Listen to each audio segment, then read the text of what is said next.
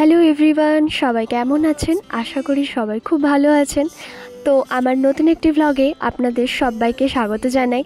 আজকে আমি চলে এসেছি উখড়ারই একটা খুব নামকরা মন্দির, যেটা হচ্ছে নাম হলো নীলকান্ত মন্দির, নীলকণ্ঠ বাবা যেটা।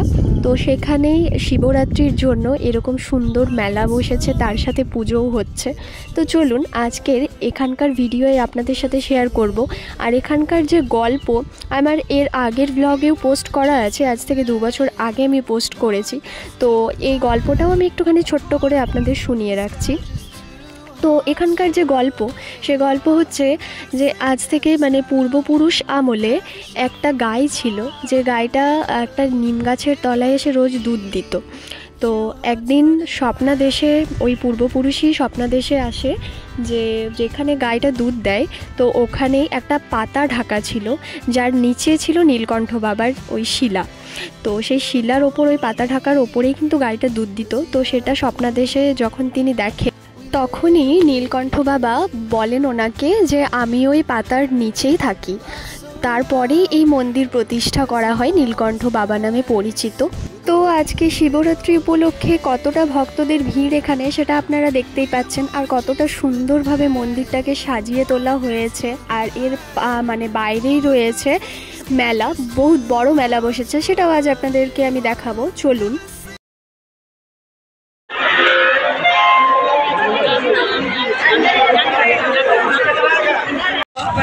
যতটুকু কাজ হয়েছে ভক্তদের জানে হয়েছে, যেটুকু বাকি আছে ওটাও ভক্তদের জানে হবে। তাই আমার ইচ্ছা পূর্ণ করুন, আপনারা যে যেমন পারবেন, যার যেমন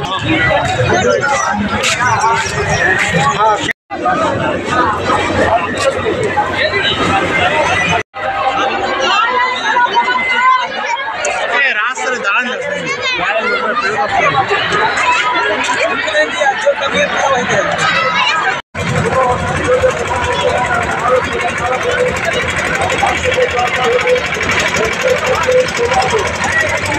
এই মেলাটাতে এত রাইডার্স এসেছে, এই সাইডটাতে সমস্ত রকমের রাইডার্সগুলো রয়েছে। আর এরকম শিবরাত্রিতে এত সুন্দরভাবে উখড়ার মধ্যে মেলা বসেছে এই নীলকণ্ঠ বাবার মন্দিরের, দেখে সত্যি খুব ভালো লাগছে। অনেক বড় মেলা বসেছে, আর এখানের মধ্যে এত রাইডার্সও এসছে। উখড়ার ঝুলন মেলা যেরকম বিখ্যাত, এত বড় মেলা বসে, ঠিক সেরকমই কিন্তু শিবরাত্রির মেলাটাও আমি দেখতে পাচ্ছি, বেশ বড়সড় মেলা বসেছে।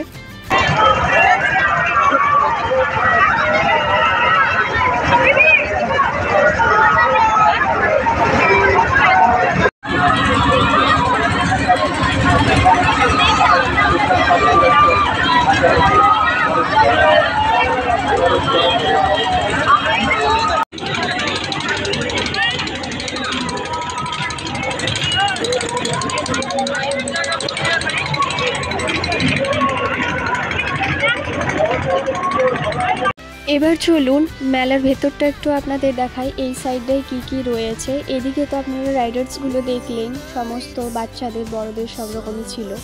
আর এই সাইডেও কয়েকটা খাবার দোকান রয়েছে, খাবার স্টলগুলো। আর আমার ঠিক এই সাইডে রয়েছে একটা রুমালের দোকান, পুরো দোকানটাতেই রুমাল, ছোটো ছোটো খেলনা, এইসব জিনিস রয়েছে। তার পাশে এরকম রয়েছে মাটির কিছু জিনিস, মাটির থালা বাটি এরকম টাইপের।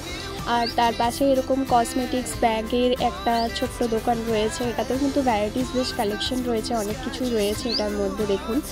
আর তার পাশে এরকম একটা খেলনার দোকান রয়েছে, যেখানে সমস্ত রকমের খেলনার সেটগুলো রয়েছে।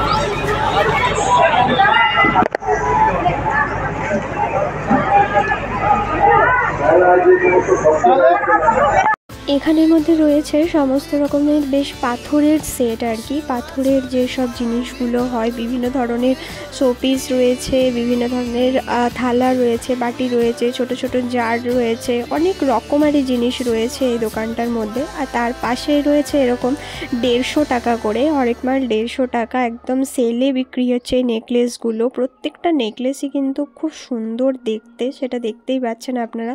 একদম হালকার মধ্যেও রয়েছে, গর্জেসের মধ্যেও রয়েছে, আর তার পাশেই রয়েছে আবারও একটা কিন্তু এরকমই জুয়েলারি দোকান, যেটার মধ্যে অনেক কিছু জিনিস আমি দেখতে পাচ্ছি রয়েছে অ্যাভেলেবেল।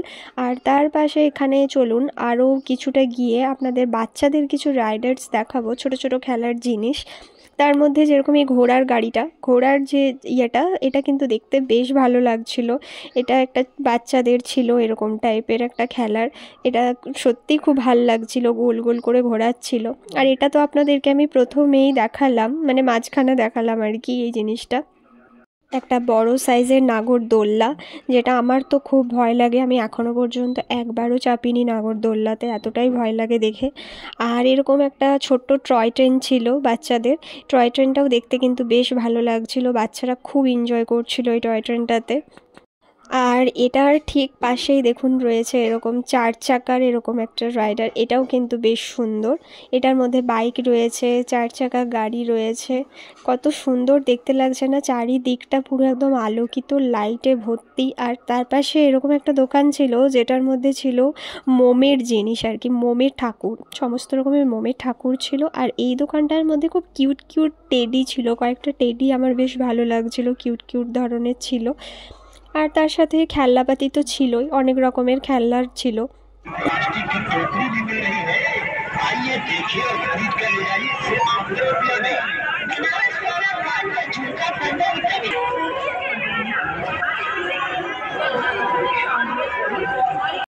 তো এতক্ষণ আপনারা দেখতেই পেলেন যে এই উখড়াতে কত বড় মেলা বসেছে, মানে জাস্ট শেষ করা যাবে না, আমি শেষ করতে পারছিও না ভিডিও করে করে।